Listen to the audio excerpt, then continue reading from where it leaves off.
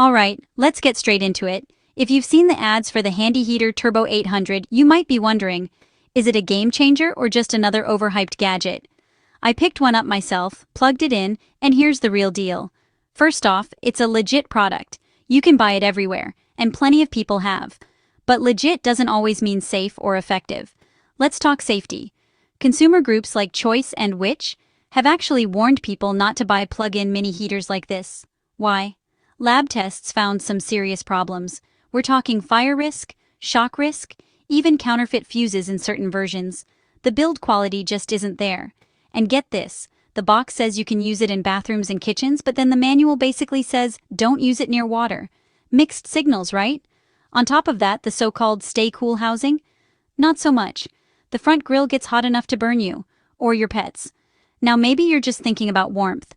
If you need to heat up a tiny space, like under your desk or a really small bathroom, the Turbo 800 can actually give you a quick blast of warmth. But for anything bigger, even a regular-sized bedroom, it's honestly a letdown. Most reviews and tests say it barely makes a dent in the temperature. And don't even get me started on the noise. This thing hums and buzzes way louder than you'd expect for its size. Durability?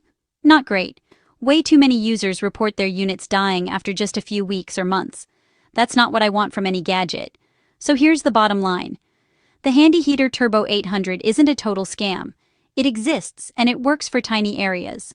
But with all these safety warnings and poor performance, I'd seriously think twice before plugging one in at home.